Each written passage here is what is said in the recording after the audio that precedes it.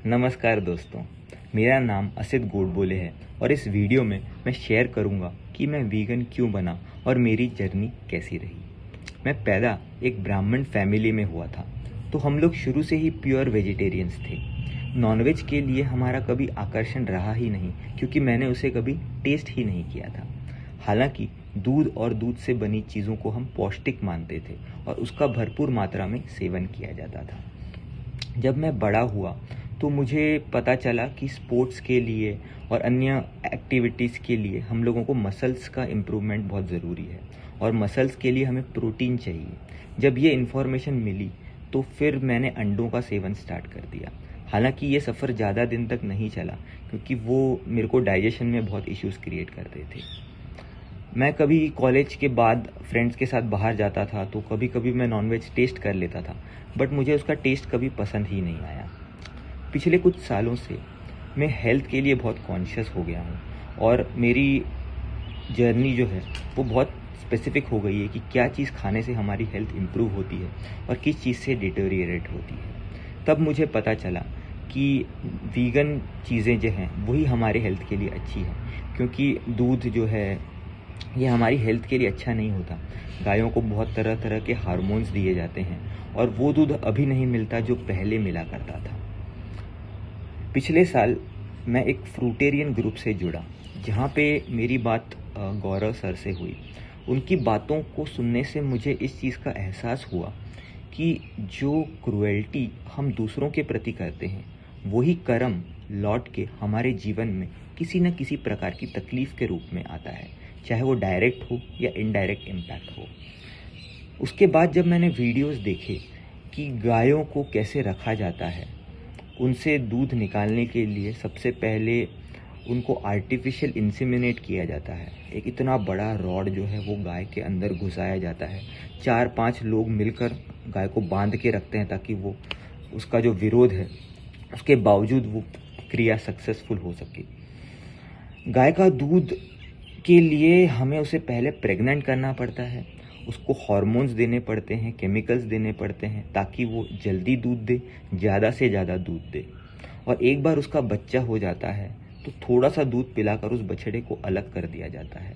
वो अलग करने में जो बछड़े की पीड़ा होती है वो पीड़ा मेरे से देखी नहीं गई। गाय को जो तकलीफ़ होती है वो तकलीफ़ मुझसे देखी नहीं गई और ये चीज़ कतई नेचुरल नहीं हो सकती, इस चीज़ का मुझे एहसास हुआ। साथ साथ जैसे गायों को बांध के रखा जाता है, जैसे वो गुलामी कर रहे हैं, उनका पूरा का पूरा जो जीवन है वो सिर्फ इसी के लिए हमने बनाया ताकि हम उनसे दूध निकाल सकें। बेसिकली हमने जानवरों को कमोडिटी की तरह इस्तेमाल किया। सबसे पहले हमने जो इंसेमिनेशन करते हैं, अगर वो प्रक्रिया किसी इंसान के साथ होती है उसकी मर्जी के खिलाफ, तो उसे हम रेप कहेंगे। तो वो चीज़ें हम जानवरों के साथ कर रहे हैं, तो कहाँ से वो चीज़ हमें पॉजिटिविटी दे सकती है, कहाँ से वो चीज़ हमारे लिए हेल्दी हो सकती है। अब ये इशू हेल्थ का रहा ही नहीं है, क्योंकि हमें ये नहीं देखना है कि कौन सी चीज़ हमारे लिए हेल्दी है। हमें पहले ये देखना है कि जो चीज़ हम ले रहे हैं उसके पीछे क्रूएल्टी कितनी है, उसके पीछे हमारा कर्मा क्या है, हमारा कंट्रीब्यूशन क्या है। अगर वो चीज़ क्रूएल है तो फिर इररिलेवेंट हो जाती है ये बात कि वो हेल्थ के लिए अच्छी है या नहीं। जब मैंने ये चीज़ सोची कि किसी और के बैंक अकाउंट का पैसा मेरे फाइनेंशियल हेल्थ के लिए अच्छा हो सकता है, तो क्या मुझे उसकी चोरी करने का अधिकार है? वो चीज़ टोटली इररिलेवेंट हो जाती है। तब मुझे एहसास हुआ कि मेरे कर्म कितने ख़राब हैं और मेरे जीवन में जो भी तकलीफ़ें हैं कहीं ना कहीं वो इसी चीज़ से जुड़ी है कि मैंने जो कर्म किए हैं। सिर्फ दूध ही नहीं, जो हनी है उसमें भी कितनी सारी क्रूएल्टी है। जो भी एनिमल प्रोडक्ट्स हम कंज्यूम करते हैं डे टू डे बेसिस पे, उसके पीछे की जो क्रूएल्टी है, उस क्रूएल्टी में हमारा डायरेक्ट कंट्रीब्यूशन जा रहा है, क्योंकि हम उसके लिए पे कर रहे हैं। फिर मैंने डिसाइड किया कि मैं वीगन बनूंगा और क्रूएल्टी में मैं अपना कंट्रीब्यूशन मिनिमम करूंगा। मेरा आप सभी से जो इस वीडियो को देख रहे हैं ये निवेदन है कि वो सोचें कि जो चीज़ें वो कंज्यूम कर रहे हैं वो आ कहाँ से रही है।